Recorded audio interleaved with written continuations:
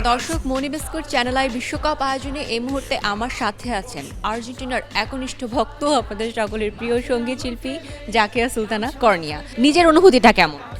খুব এক্সাইটেড আজকে খেলা নিয়ে অ্যান্ড আই এম শিওর যে আর্জেন্টিনা উইন করবে। আর হচ্ছে সবাই তো আমাকে সবাই জানে যে আমি আর্জেন্টিনা করি, সবাই তো পচাচ্ছে, বাট এই পচানো আমার সাথে আমার গায়ে লাগছে না, কিছু বলে লাভ নাই। সো আমি গোল করতে পারি না ঠিকই, বাট আর্জেন্টিনা মাস্ট গোল করবে। আচ্ছা, কিন্তু এত ওভার কনফিডেন্স কোনোভাবে যদি আজকে আর্জেন্টিনা উইন না করে তাহলে কি হবে ভেবে দেখেছেন?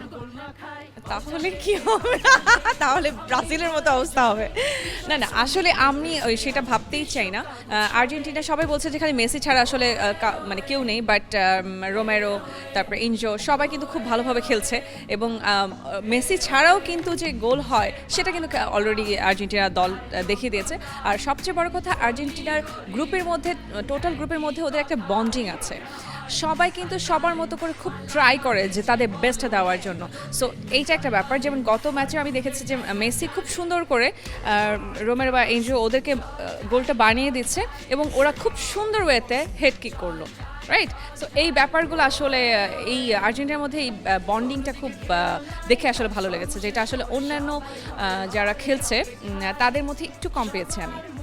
আর তাদের কামব্যাক করার আসলে যে ক্ষমতাটা, যে কোনো পর্যায় থেকে গেমকে ঘুরিয়ে দেয়। তবে আমার মনে হচ্ছে এবার স্পেন যেভাবে আসলে প্রত্যেকটা ম্যাচ খেলেছে, তাদের যেই মানে স্ট্র্যাটেজি ফলো করেছে, আজকে যদি এভাবে স্ট্র্যাটেজি ফলো করে তার কোচ, তাহলে একটু ঝামেলা আছে। কারণ আর্জেন্টিনা কিন্তু খুব অন্যরকমভাবে খেলে। তাদের এই ধরনের খেলাটা মানে যদি এই ইকুয়েশনটা যদি মিলে যায় তাহলে দেখা যাবে তার জন্য মানে ইম্পসিবল কিছু হবে না, মানে সবই পসিবল হবে।